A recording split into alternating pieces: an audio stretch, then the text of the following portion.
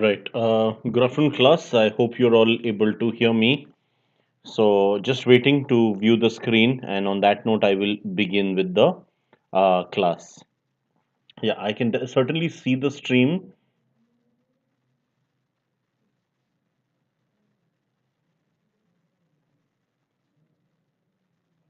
To view the screen, and on that note, I will begin.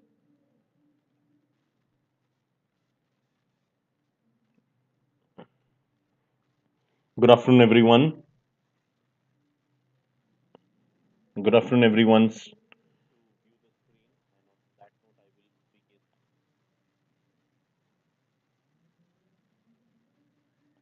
Right. So, let me begin with the session then. Everyone. Good afternoon, everyone. Okay, so I'm going to do the newspaper analysis today. As usual, most of you do know that this is a regular session of mine. So welcome everybody to Unacademy's YouTube page. This is the name of our channel, Crack All Management Exams. I'm right now streaming on two sessions simultaneously, which is one is Crack All Management Exams, the other one is Unacademy for CAT. Right. So let me begin with the session then. The regular session of mine. So welcome everybody to Unacademy's YouTube page. This is the name. Right. Sorry for the confusion because it's two channels. So thoda sa shuru mein just some teething errors. Anyway, let's now begin with it. So as usual, I'm going to take up the newspaper session today, and again, as usual, it is going to be the Hindu newspaper. But first things first, let me just take you through with some of the key highlights. Just to introduce you guys to what exactly does Unacademy stand for. Right, so we are India's largest online learning platform. So, welcome everybody. This is myself, Aritro Dasgupta. Brief profile about myself. I'm an MBA from the Indian Institute of Forest Management with specialization in the area of conservation and livelihood. I've got over a decade's work experience in the areas of teaching, training, strategy consulting, executive recruitment, and in content writing. Most of my experience has been in India, though I've also had a stint in the Middle East and been published in North America. The last 6 years or so, I have been in this coaching industry and rank holders to several top national examinations such as CAT, CLAT, DUJAT, etc. They have been my students during this period.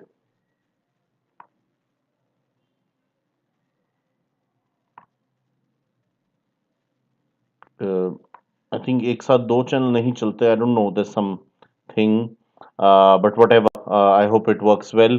So this is what you will get as part of the Unacademy platform. There are daily live classes. So even if you missed a live class, you can always see the recordings. There are live tests and quizzes which contain the whole syllabus and where you basically compete against the rest of the country, so you know exactly where you stand. Our course content is very well structured. Which helps you prepare for the exams, and of course you get unlimited access. Once you're on board, you get complete access to the classes. This is a list of some of our key educators. Please take a look. These are some of the names and what all they do.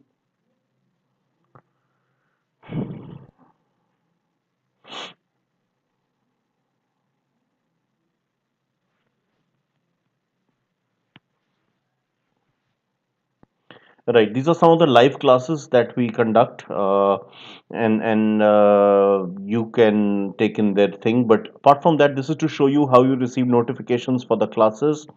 This is how you receive notifications for the different batches. So two kinds of batches can be created. One is for the entire syllabus, where obviously a number of faculty are needed. So that is the one option you see on top. The other option is when you only go for a single subject, and for that a single trainer will be enough. This is something like you can see at the bottom, and I had also launched a similar batch couple of months back in the month of October. So you guys can always see the recordings for those sessions as well, in that way. Right, I'll just keep one session on this thing, otherwise it's getting Anyway, Unacademy CAT4MBA, that is the name of the channel. I'm also going to give you very important updates today regarding some of the new batches which have been launched. So there's a schedule that works very well for you. Even if you miss a live class, you can always see the recordings. And of course, we guys are present in 16 different languages. That is a major advantage. You may interact with your educator anytime you want to get your doubts cleared, and you can also answer the live polls. So how to do that? Right hand side agar aap dekhe, you will notice that we have something of a live chat window. तो यहाँ पे आप लोग लिखिए कोई भी questions हो, कोई भी doubts comments हो, you can please write them. I will also be quizzing you guys, so if you can answer those questions, they'll be really interesting in terms of the connectivity, right? I told you about the tests and quizzes and how you receive an analysis, which also includes question wise and topic wise analysis. And at the end of the class, you also receive these PDFs which you can download and study later. Now, I took a class today morning which lasted almost 2 hours. That was for the current affairs for a couple of months back. तो उस वाले session में if you guys notice उसमें बहुत सारा information था and उसमें detail PDF है जो आप डाउनलोड कर सकते हैं. इसमें ऐसा कुछ नहीं है because today is the newspaper session. In a newspaper session, the newspaper itself is your PDF, so there is nothing separate to that. So next couple of slides, I'm going to provide you details of some of the new batches which have been launched. So साथ में मेरा code भी share करूंगा. मेरा code है AD09. Once you make use of it, you receive a flat 10% off. So I will be sharing with you guys some of the new batches which are being formed. But कोई भी batch आप join कर रहे हो, if it is after this class, please feel free to use my code which is AD09. Right. This is the batch basically. So you this started just a couple of days back, and this has three of the star trainers in our team: Shabana, Bharat, and Ravi. I've written down the code. अच्छा इसमें नहीं लिखा, but anyway it's AD09. You are already aware. यहाँ पे भी आपको मिल जाएगा YouTube में. If you come down, सुबह मैंने आपको दिखाया था. तो यहाँ देखिए आप लोग. My code will be mentioned somewhere. AD09. So once you make use of this, you will get a this discount. ठीक है. So he's Ravi. He's several times 99 percentiler in CAT. This is Bharat. He has been teaching for more than 2 decades, so vast experience. This is Shabana, who's a verbal trainer with more than a decade's experience, and she has also cracked the CAT with a 99 percentile several occasions. The previous batch which I showed you, this is for CAT. But the next one I'm going to show you is CMAT. CMAT includes GK, which is why my colleague Rushikesh, he's also a part of this. He's the GK trainer. It also includes Gurpreet and Shankar, plus also Abhishek, who's somebody I've known for quite a bit of time. So this is Rushikesh. As I said, he is a GK trainer for this thing. Gurpreet, he's cleared several exams multiple times, as you can see here. There's also Shankar, who's vastly experienced, and he will be taking your quants, while Abhishek will take care of verbal ability. So he's an alumnus from the IIM Bengaluru and the SRCC, and he's mentored several hundreds of students in the past. Okay, so these are the weekday batches which have been set up. You may take a look. So one of them is Mr. Arun Sharma. Now, Arun Sharma is one of the legends of this industry, and the good news of this batch is it only started yesterday, so you still have a lot of time. So Arun sir, one of the most experienced guys. There's also Abhilasha. There's Aparna and Rahul. So good mix of youth and experience. Mr. Sharma is a best-selling writer. He's from the IIM Bengaluru and helped lakhs of students in his career. Abhilasha, meanwhile, has got about 2 decades of experience. She is also a writer, a poetess, columnist, and an author who teaches verbal ability. There's Aparna, who's a young person, a young trainer, and she is from the MDI.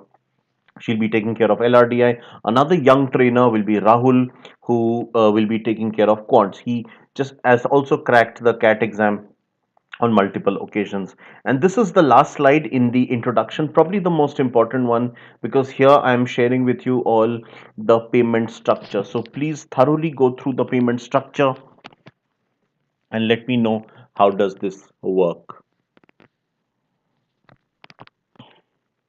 ठीक है, सो detail में देखिए मेरा code use करेंगे तो left side में लिखा है the pre discounted figure and then once you cut 10% you get you know the final figure of 3150.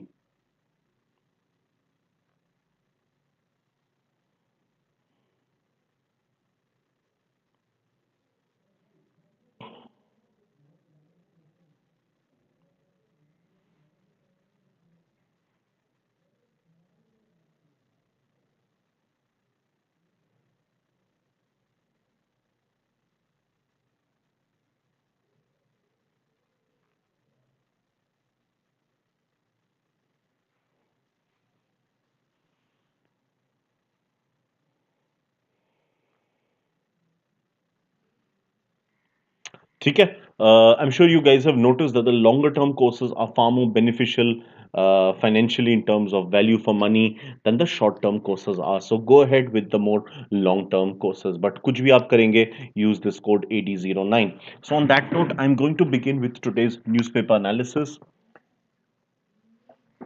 And as usual, I'm going to take care of the Hindu newspaper, which is always your favorite. All right.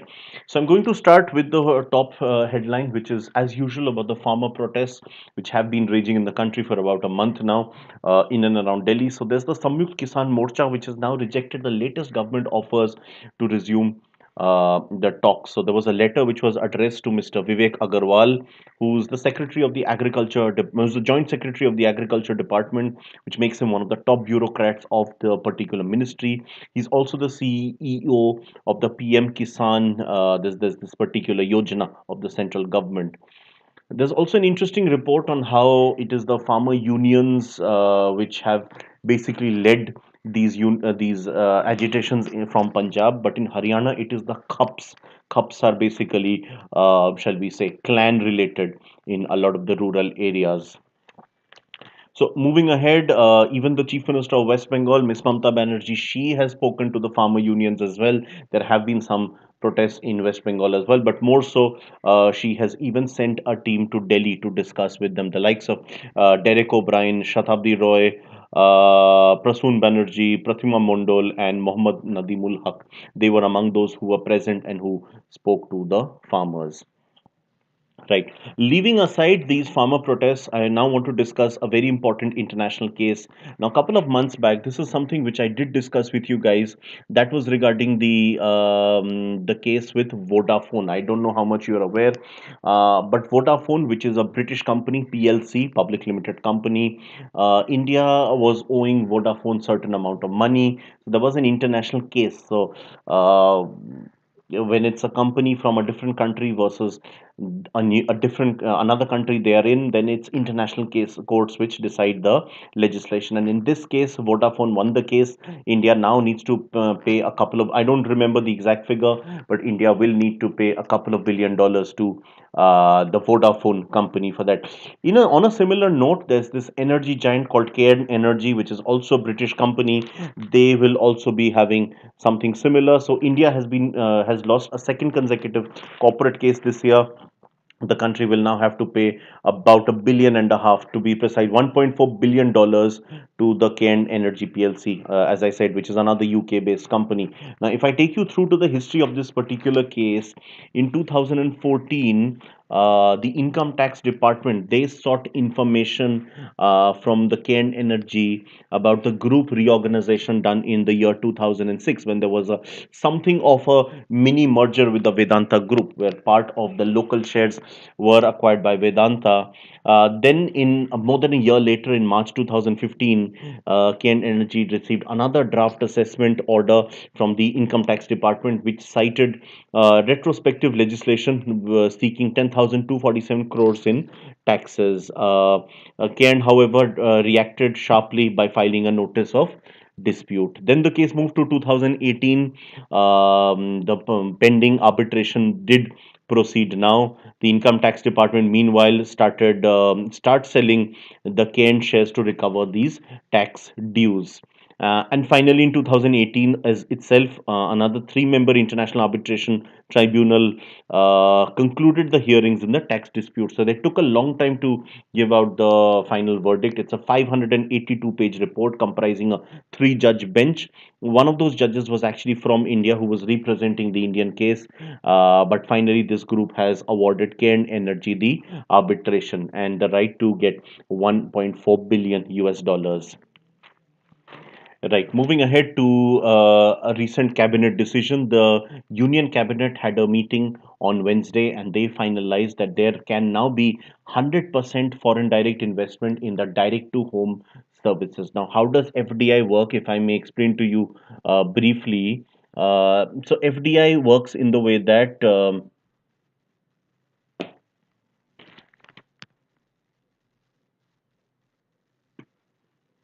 right. So, how does FDI work basically? The system is that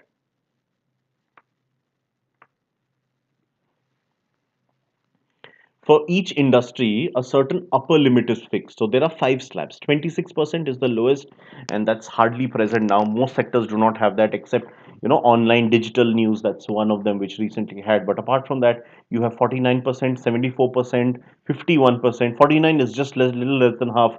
51 just above half. 74 is almost three-fourth, and you have 100%. So basically, the government increases or decreases the upper slab depending on the requirement. So if there is a requirement for foreign funding, we tend to increase the upper slab. Whenever there's a requirement to protect domestic investors, you tend to decrease the same. So what has happened is the cabinet. So earlier, the Ministry of Commerce had already allowed the DTH services to be ramped up to 100%. It was 49% in the past. The Ministry of Commerce had already approved to upgrade it from 49 straight to 100, jumping two slabs in between of 51 and 74. But the Minister of Information and Broadcasting, which is actually the regulator for direct to home services, they had not yet confirmed. They were as yet, I wouldn't say adamant, because they were open to this view, but they were sticking to 49%. So now this final cabinet meeting has taken place.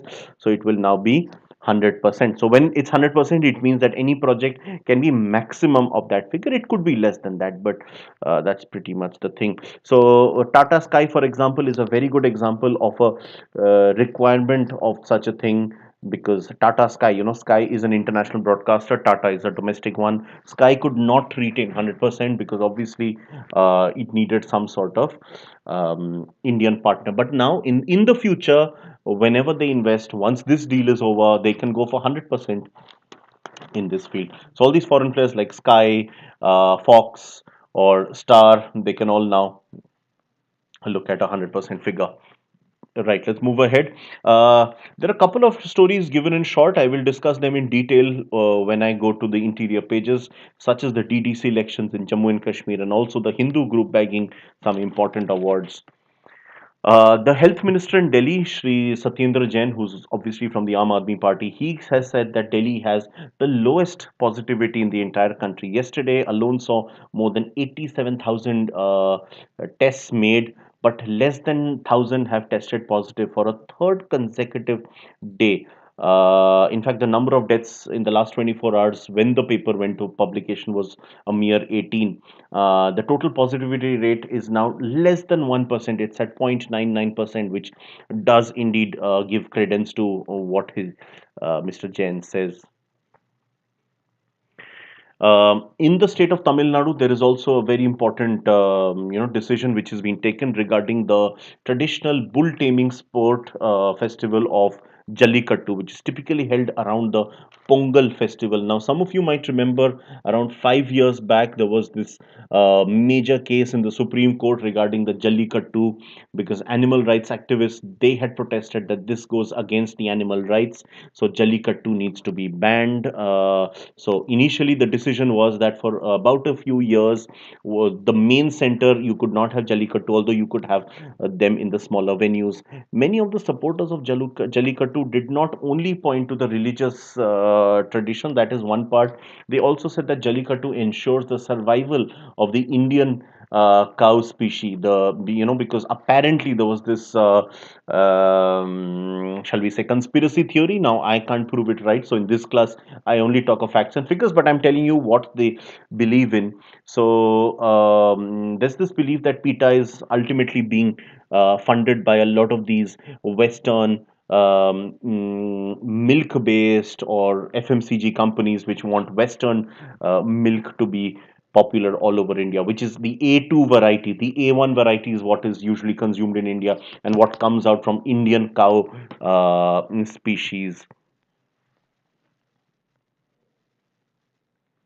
Right. So this year, of course, the Tamil Nadu government has approved of the Jallikattu, but it has also confirmed that there cannot be more than so every bull tamer will need to be tested for this thing, and all these tamers, they are typically known as Manju Virattu or Vada Madu. I'm sorry if my pronunciation isn't up to scratch. So they said that all need to be, of course, tested, and there can only be a total of 300 bull tamers in the entire state.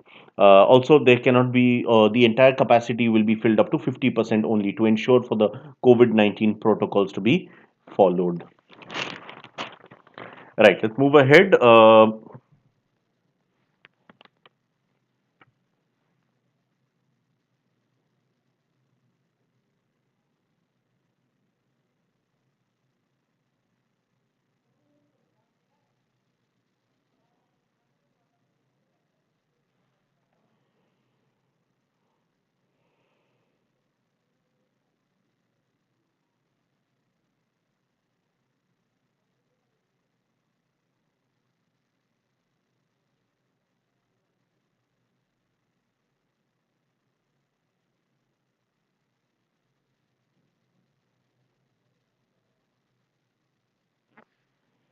Right.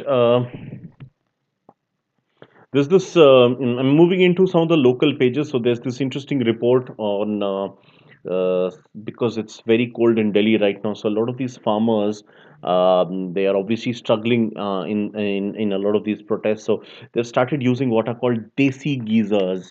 So these are the ones which are heated up using wood fire, basically. That allows them to take bath and keep themselves clean.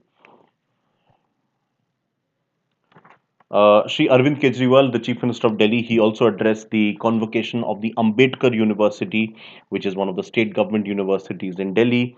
He has encouraged the AUD graduates to become entrepreneurs and job providers in the future. The Delhi police, in a very interesting move, they have also procured decibel meters. This is going to check for noise pollution, in order to. So, sound limits have also been prescribed actually. So, in an industrial area, the decibel limit can be maximum 75.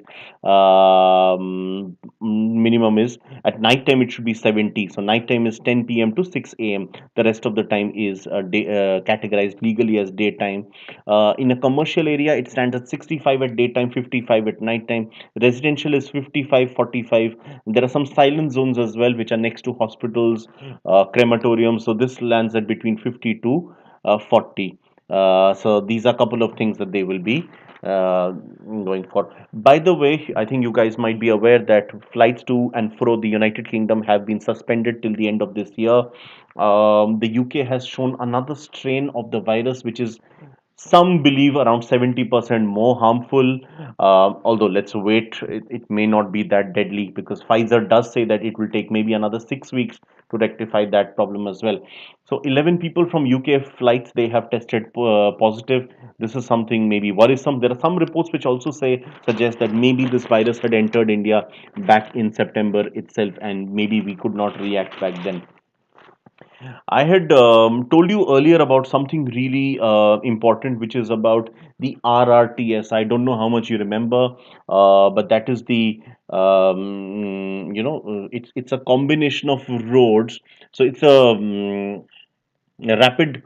regional rapid transit system. So there are been three RRTs plans from Delhi. One of them is towards I think Panipat in Haryana, and the other two are in Uttar Pradesh. That is the plan. So one of them is towards Panipat in Haryana. The other is also in via Haryana. It reaches Rajasthan in Alwar via Gurugram and Sohna. The third one is for Uttar Pradesh, which goes up to Ghaziabad and then towards Meerut.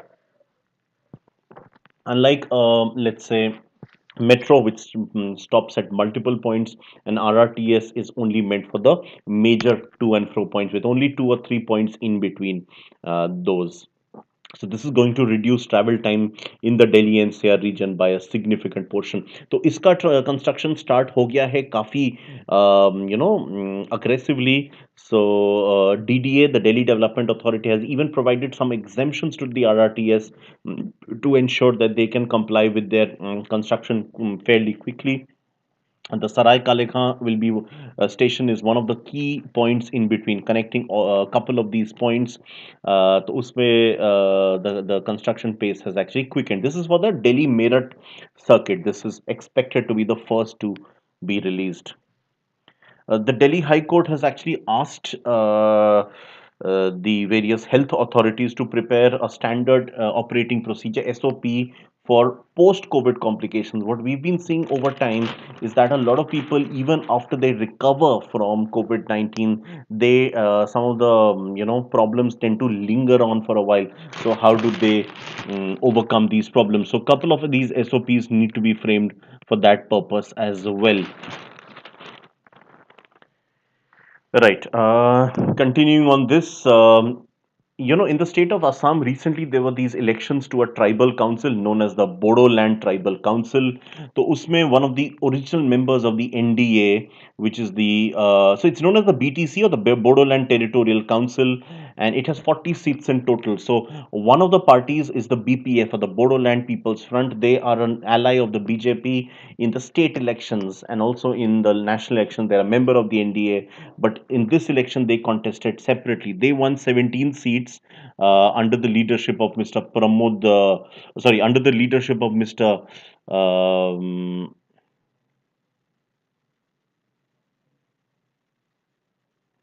Hangrama Mohilari, who is confident of winning in case there is a, shall we say, floor test. His party almost came to majority but won 17 out of the 40 seats, so was unable to get the entire list.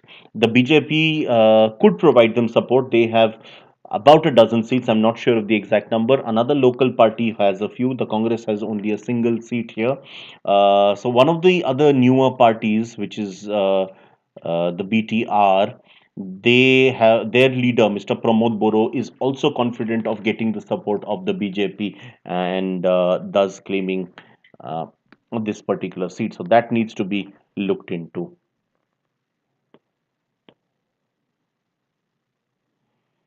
Right. The Congress party is also preparing for the upcoming local polls in Maharashtra, which they will be participating as part of the Maha Vikas Aghadi in combination with the NCP and the Shiva Sena. So 2021 will see the local elections, including the big one, India's richest municipality, which is the BMC or the Brihan Mumbai Municipal Corporation.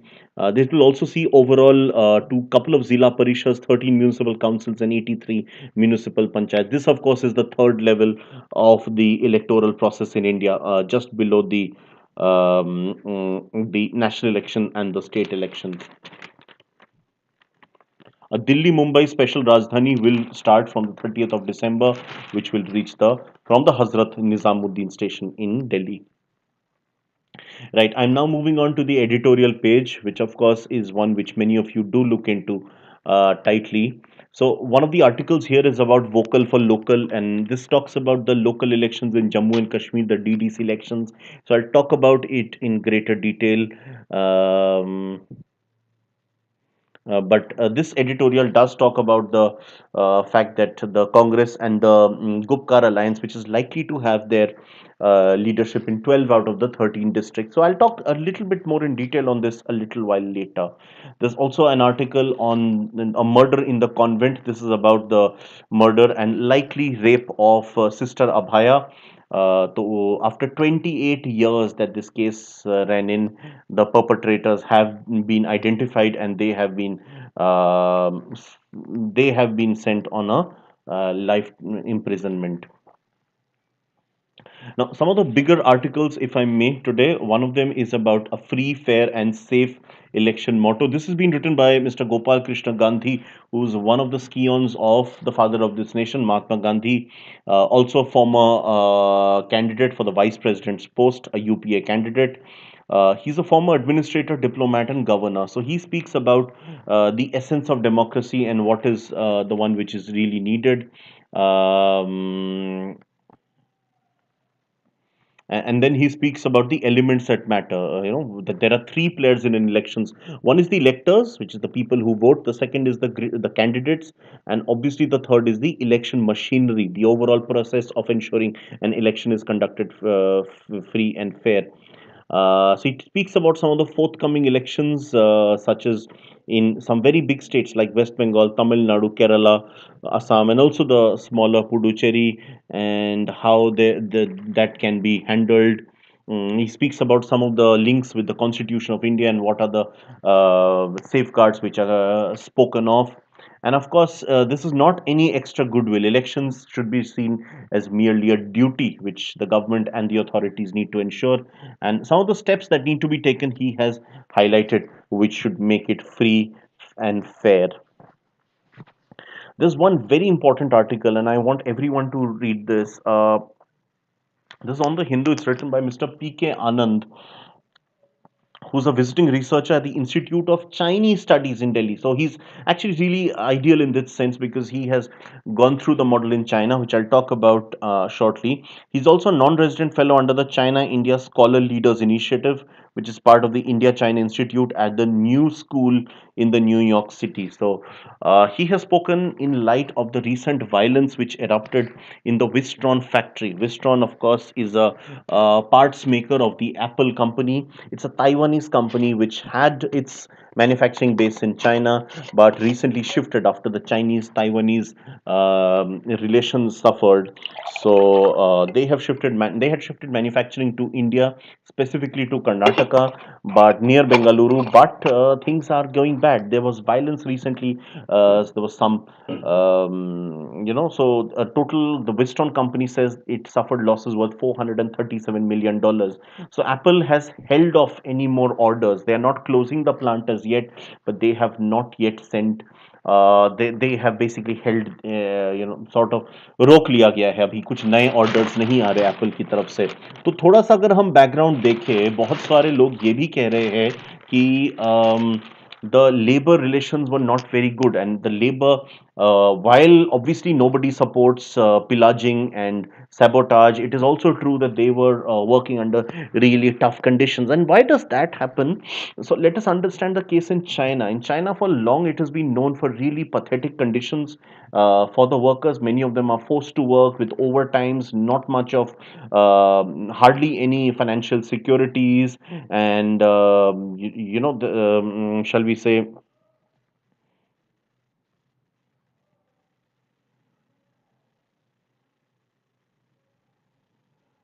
so after all these, manufacturing started coming into China from the US and Europe, that there has been an unlimited supply of rural migrant labor at low wage levels. So Chinese economy did very well thanks to these things, but at a massive cost to the people. And a lot of this also happened after China joined the World Trade Organization in 2001, and thus becoming more mainstream in this. So for producing a lot of these smart devices of Apple and other companies at a very quick pace, so the workers have had to suffer a lot.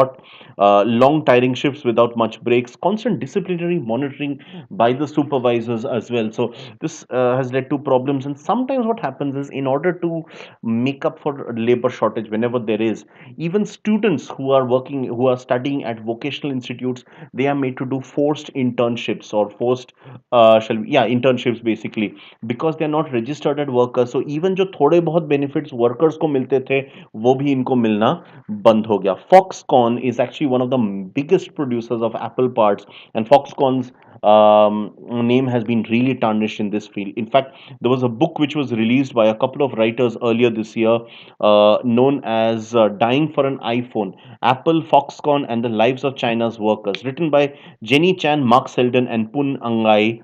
So this is something that people should probably look into about the Foxconn facilities.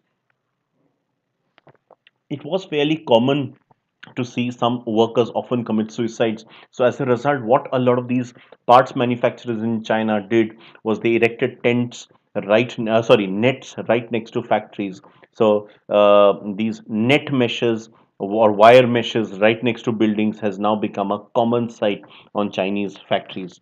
So that just shows the thing.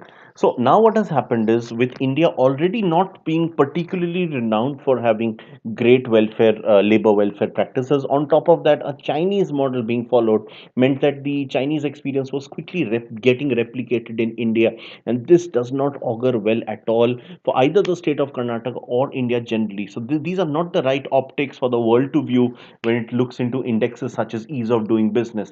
This does not really attract a lot of investors going ahead. So Apple has provided a code of conduct to all its producers.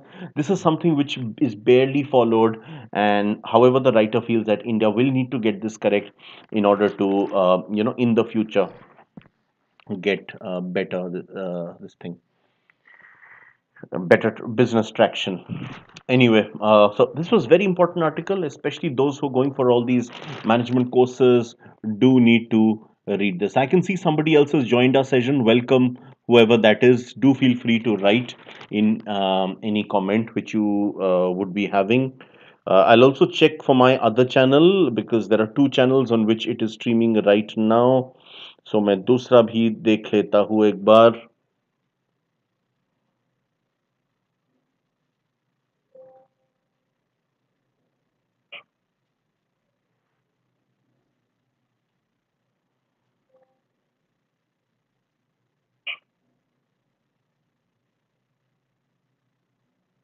Right. Moving ahead. Okay, so there is this article on what is called an anti-science lawsuit written by Mr. Rahul Siddharthan, who's with the Institute of Mathematical Sciences in Chennai. So he says that there was this recent file by Mr. Elsevier. The couple of scientific publishers, such as Elsevier, Wiley, and the American Chemical Society, they filed a suit against Alexander Ebakan of Kazakhstan and others in the New Delhi High Court regarding something called the Sci Hub, which is in a way a pirate site which takes out research material from scientific papers.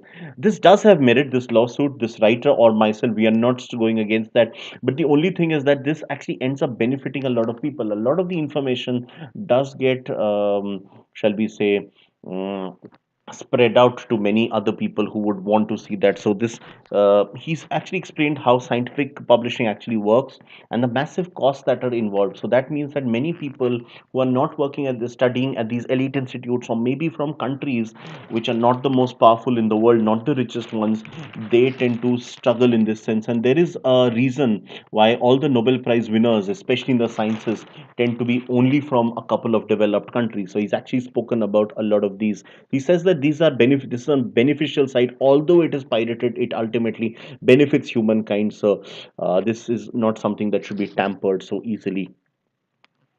A couple more articles, both of them on politics. So one of them is on the state which is gearing up for election this year, and West Bengal. I'm talking about a state much in the news, of course.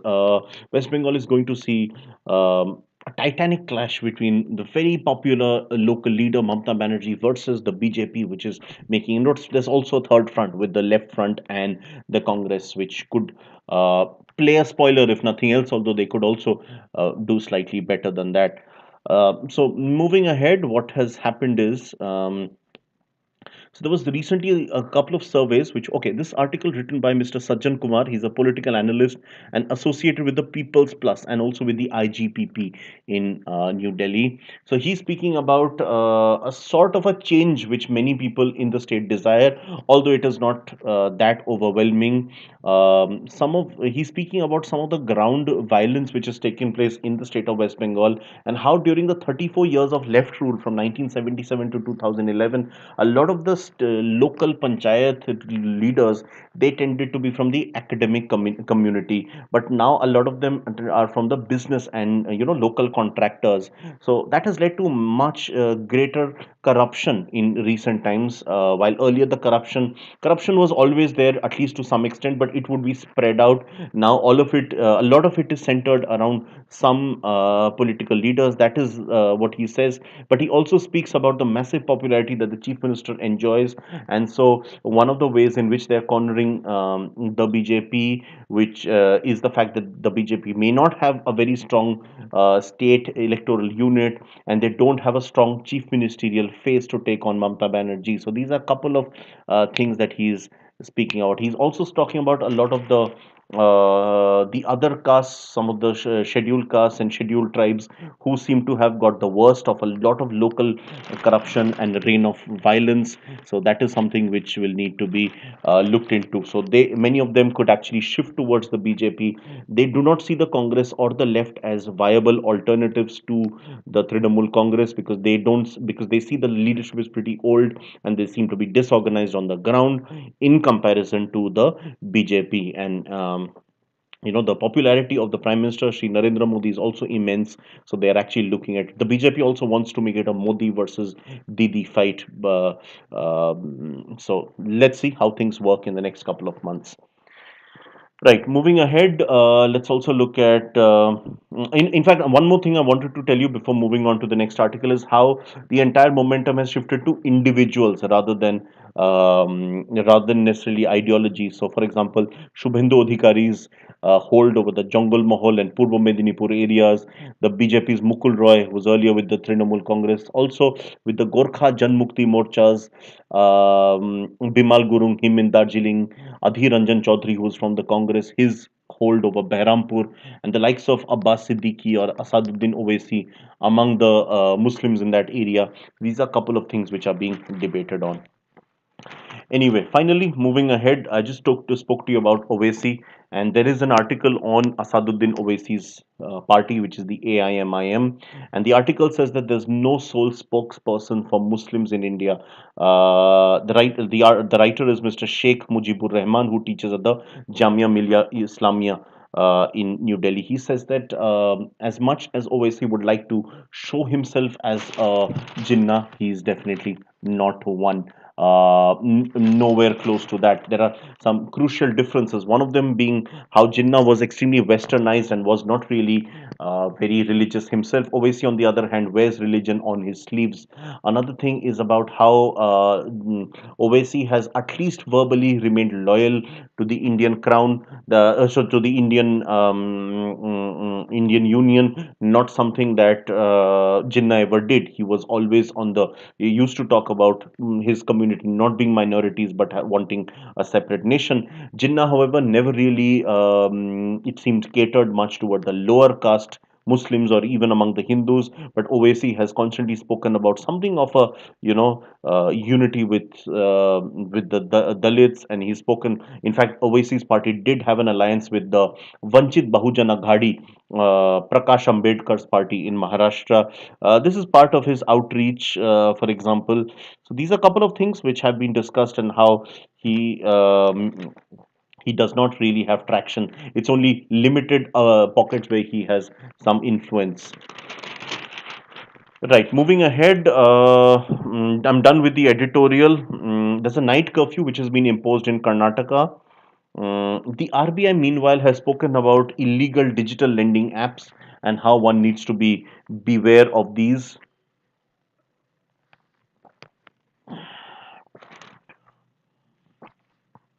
A tigress in Karnataka's Mysuru district was mistakenly captured while it was a snare meant for a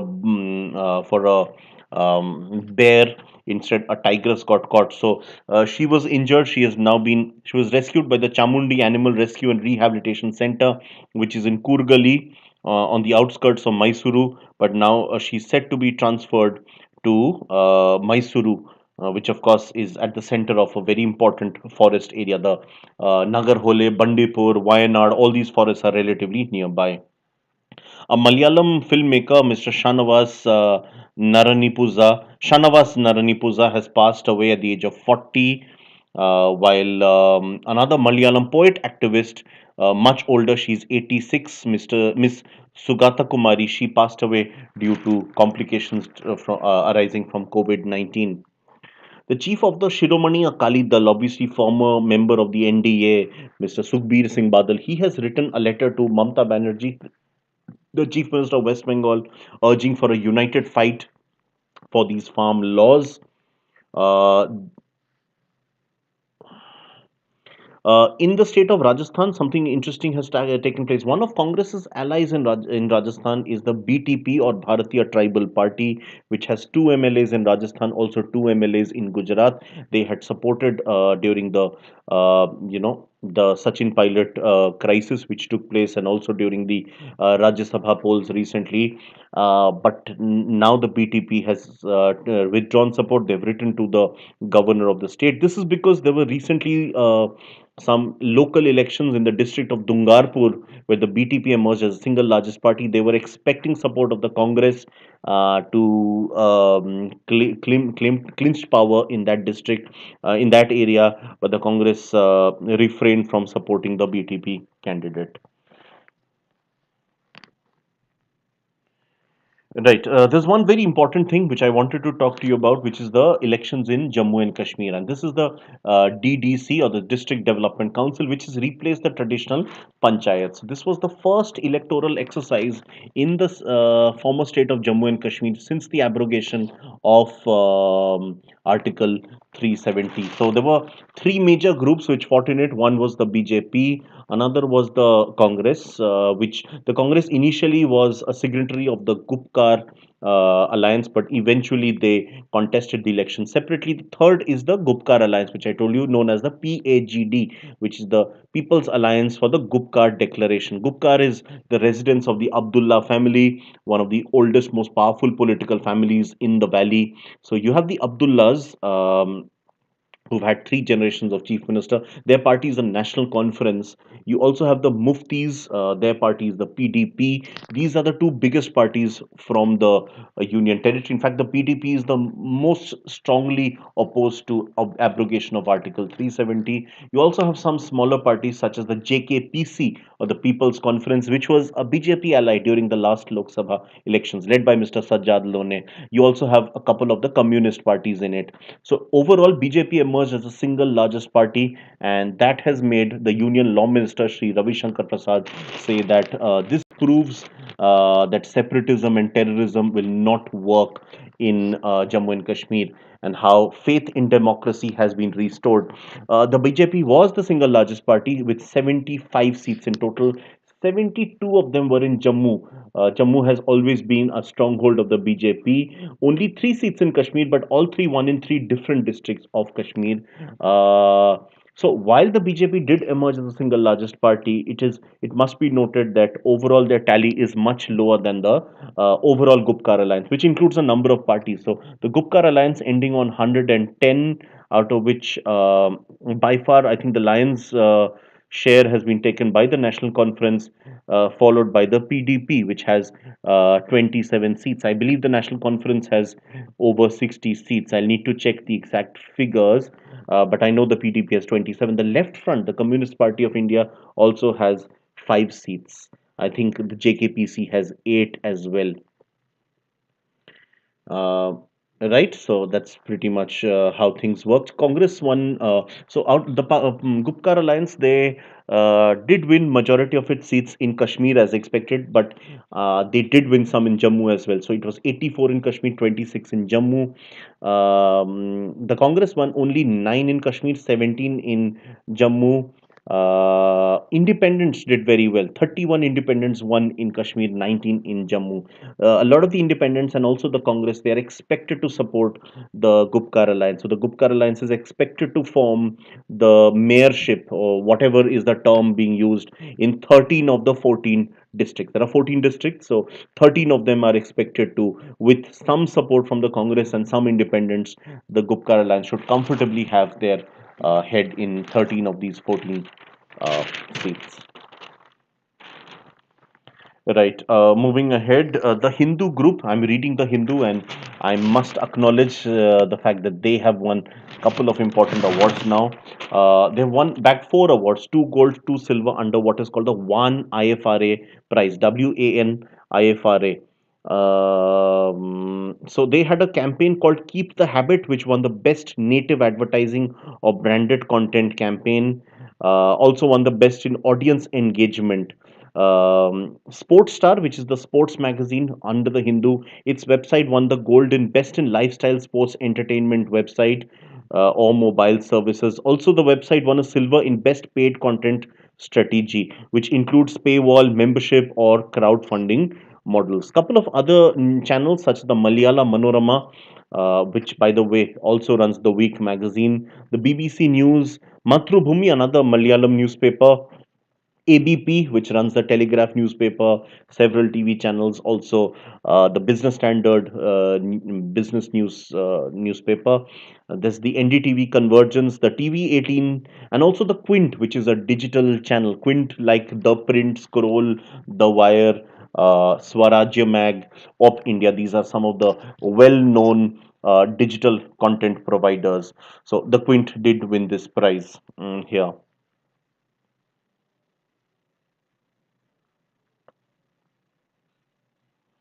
So this is a very छोटा सा piece of news, but थोड़ा सा मैं बात करना चाहूँगा उस पे.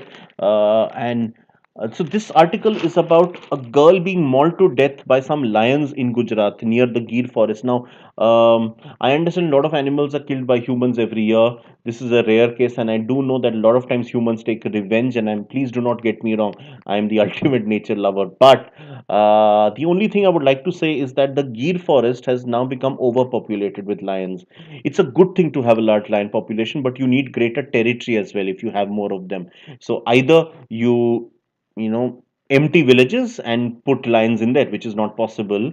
Also, it's not just about lions. You need a large prey population. You need deer, you need other animals that lions feed on. Otherwise they'll come to the villages anyway. So that is one thing. The other thing is, if there's ever an epidemic, any disease or something, because they're so closely inhabited, that could actually devastate the population all at one go. So there is this thing which a lot of experts have mentioned, and I would like to repeat this on this channel with you guys watching. Maybe some of these lions from Gujarat can be transferred to neighboring Madhya Pradesh or any other state, because you do need to reduce the risks, and that is something. It's a great conservation project that the Gir Forest and the Gujarat state has done, but in order to ensure that the conservation remains strong, maybe it can be. Diversified a bit the numbers. And, Gujarat is very proud to say we are the only state in the whole of Asia which anymore has wild lions. That's correct, but thoda sa bhi distribution chahiye. If MP gets lions, then MP can actually boast of being the only state in the world which has both lions and tigers in the wild. So the Kuno Palpur forest in northern area near Shivpur, that has generally been identified by Madhya Pradesh government to develop for lion habitation. They've also discussed that for bringing the cheetah from Iran. So imagine cheetah, lion, leopard, tiger, all four of them in the wild in MP. That would be amazing an advertisement. Right. Moving ahead, I told you about a cabinet meeting on these direct to home networks. Something similar, another important decision has been made on this.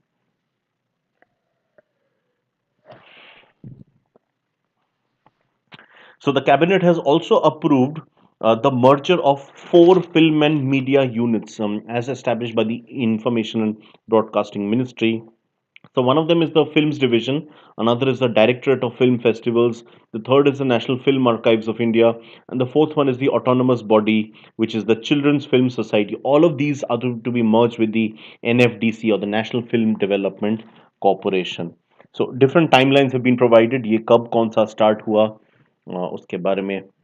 The Indian Army has experimented with a surface to air missile known as MRSAM, or the Medium Range Surface Air Missile. developed by the DRDO, Directorate of Defense Research and Development Organization, which took some advice from the IAI, which is the Israel Aircraft Industries. So this was actually conducted in of Chandipur in Odisha. इसमें क्या रहता है, surface to air का मतलब है surface से, this is mainly to attack planes. These are known as, also known as anti-aircraft missiles, because they are shaped like this and they move in to kill aircrafts. The state of West Bengal has confirmed that the class 10 and class 12 exams will now be held in June, not in March. The state exams, they can't do much about CBSE due to the various elections that will be held, and also due to the various distancing norms which are being discussed, because with this new discussion on the new strain from the UK, so the vaccination might also take a bit longer now. So the Education Minister, Sri Partho Chatterjee, has confirmed the same. There are some feature stories on by some animal lovers on some calendars being created for the next year, which is going to include puppies, and other dogs as well, on various pages. Different dogs, they will be put up on. There's also an article on cooking turkey. Turkey is obviously one of the favorite meals prepared worldwide during Christmas. So there's a chef. Her name is Usha Matthew. She's from Kerala. She spoke written about Kerala style turkey. Turkey, obviously not native to Kerala or anywhere in India, but now a lot of things are taking place. It's a large bird. It's bigger than a chicken. Usually, it's more popular for Thanksgiving in the US, but also for Christmas in many countries. Does very well during the winters. There's also an article on some um, exercising, which is done by a lot of older people, and how age is just a number.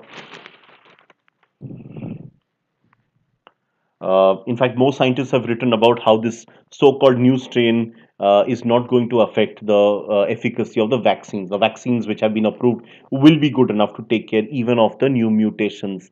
The UK has also identified two new virus variants from South Africa.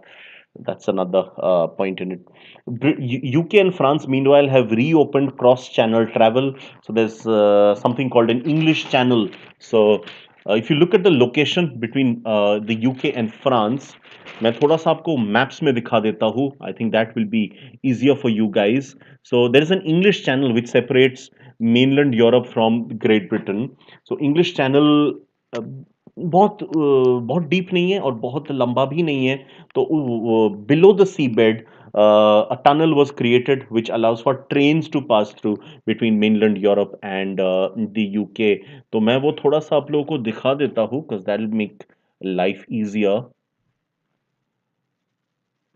So यहाँ मैं डालता हूँ Paris in France, and directions देता हूँ मैं from London. ठीक है, I just continue. Okay, चलिए इसको मैं दिखा देता हूँ. चलिए, डायरेक्शंस फ्रॉम लंदन. ठीक है,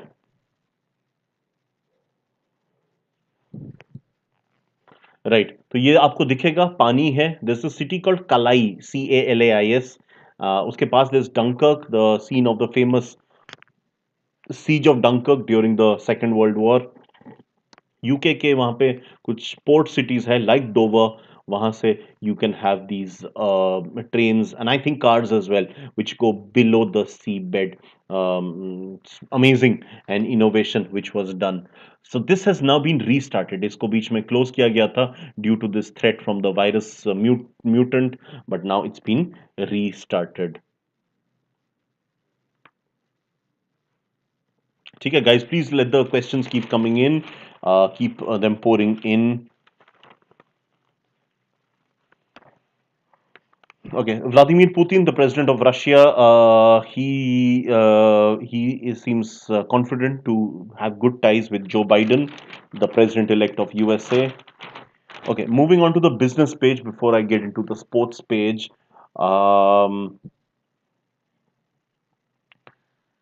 Right. There's this worrying report which says that the retail credit is seeing a rise in defaults. Defaults as in not paying up.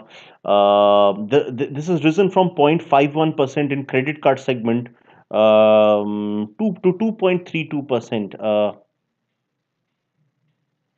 Sorry, it's 0.51% increase from last year, moving to 2.32%, while loans against property rose by 0.34%. It's now 3.96%, as confirmed by TransUnion Sibil, which is a key credit rating agency within India.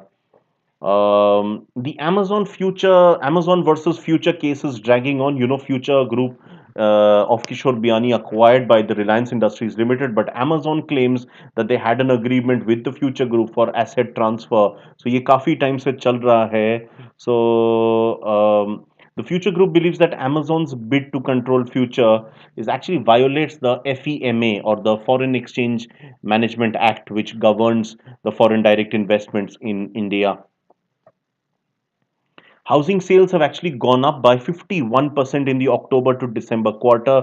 This is massive. Although total for the year 2020 it will fall by 48%.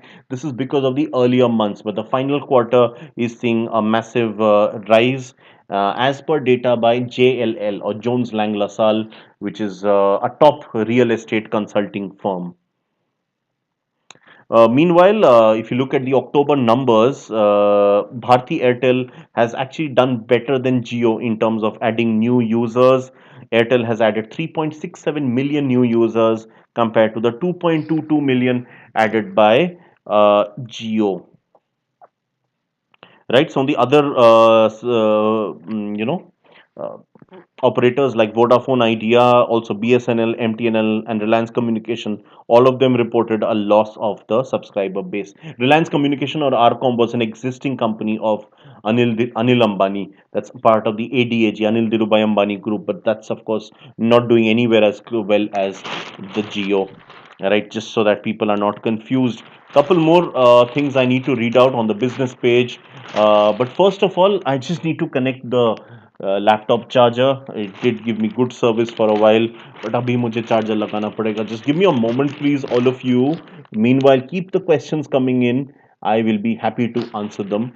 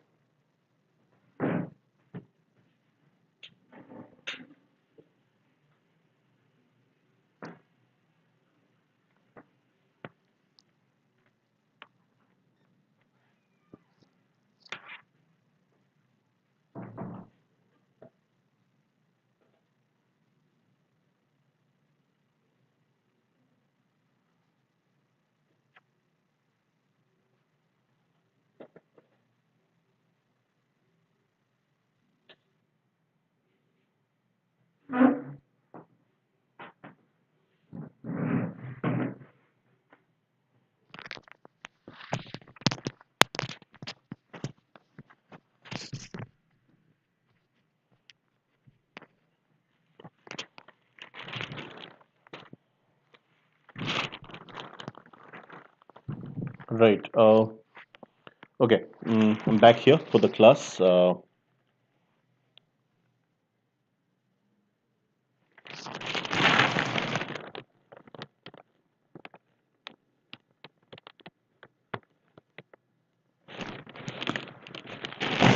Right. Okay. Meanwhile, PE, which is private equity, its investment in realty sector, real estate sector, will bounce back to $6 billion. This has also been confirmed by another report, which says beyond the 20 private equity in the Indian real estate. So all these, this has been provided by Savills India, another global property consultancy firm, just like JLL. So a lot of these news stories, they do give us some positivity about the economy, of course. Right. Some couple of bit pieces news.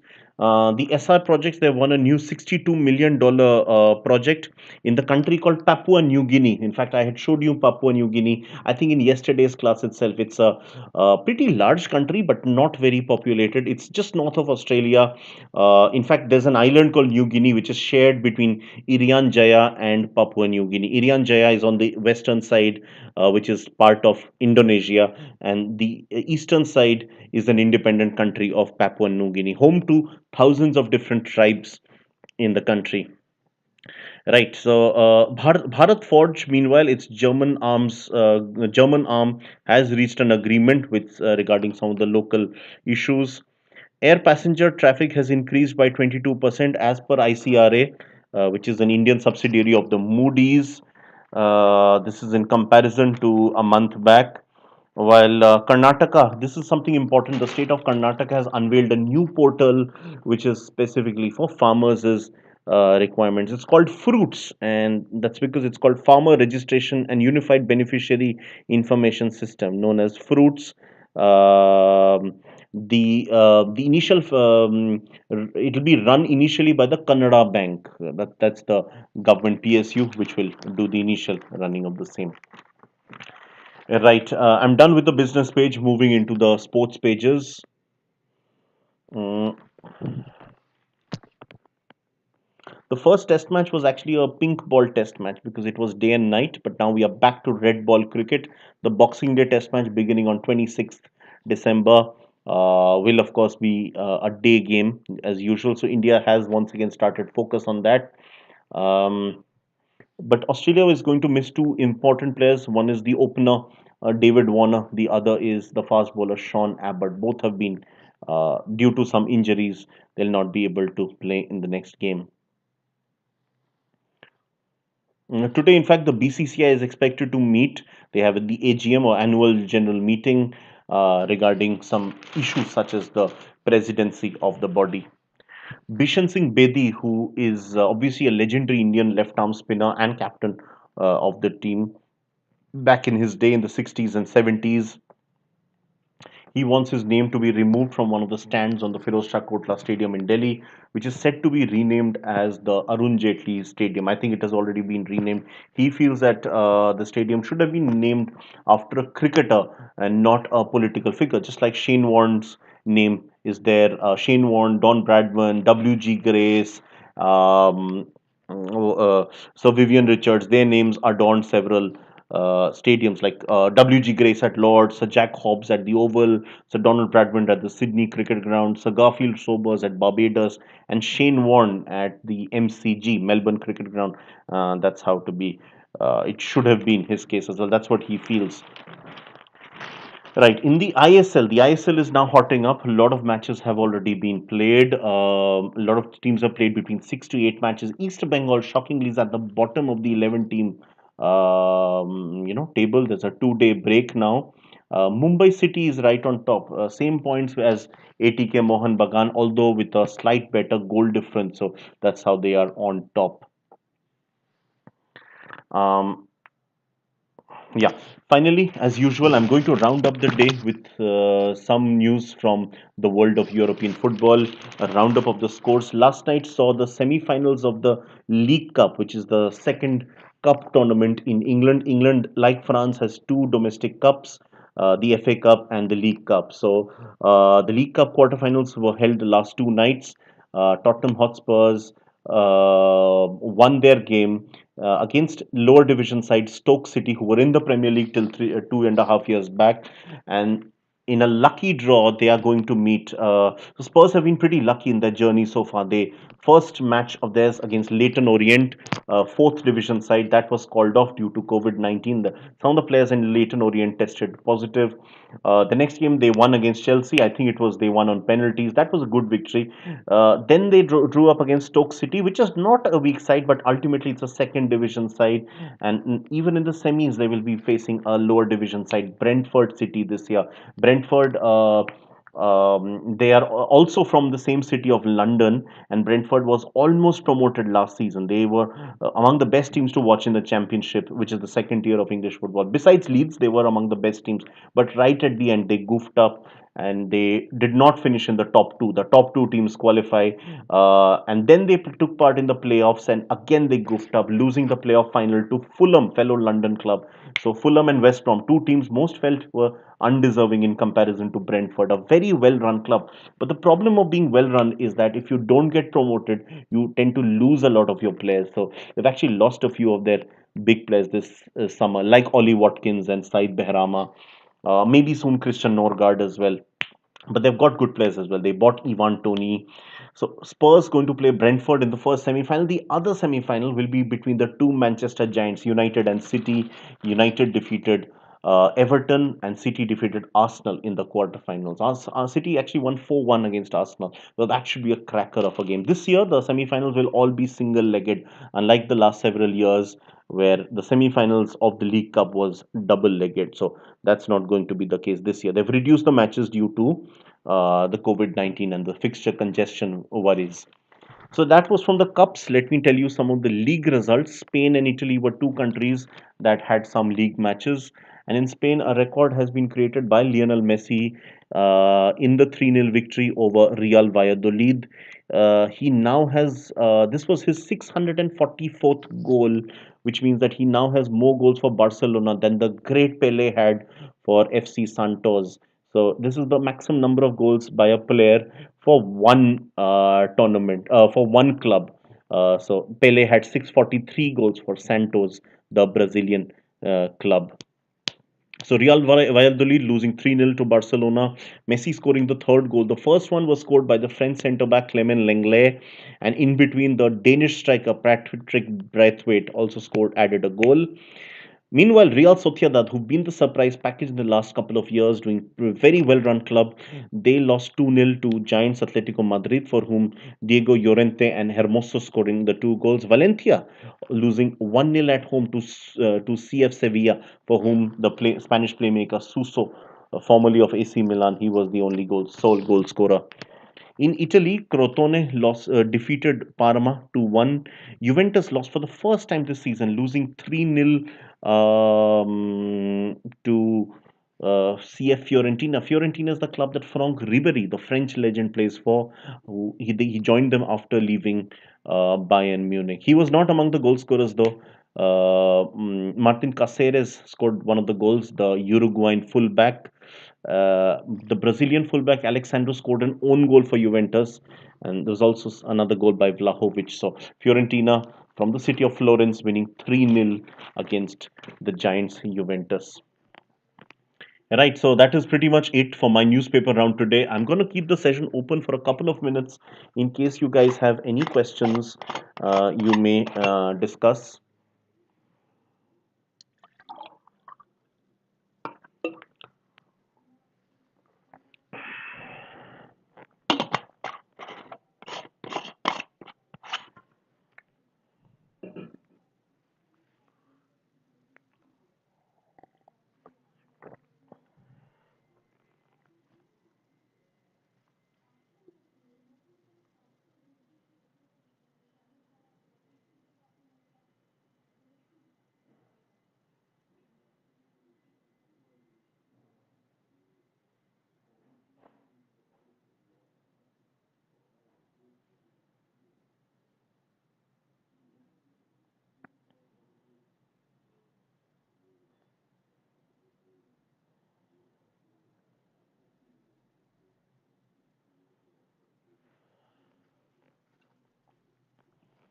Yeah, so I'll keep it open for a couple of minutes. This is my code AD09.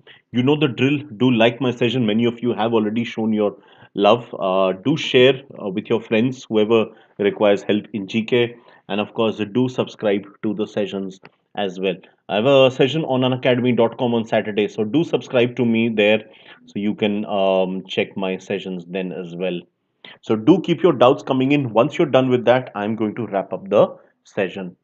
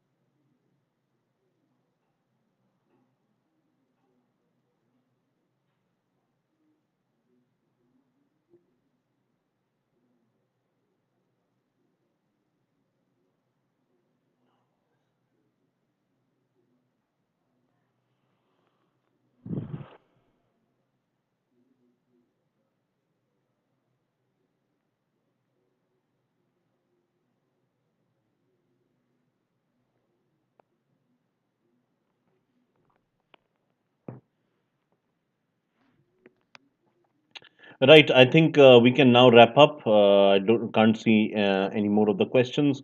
So wonderful interacting with all of you guys. See you all very soon. Thank you so much. And do join for those batches. मैंने आपको कुछ batches के details दिए थे आज.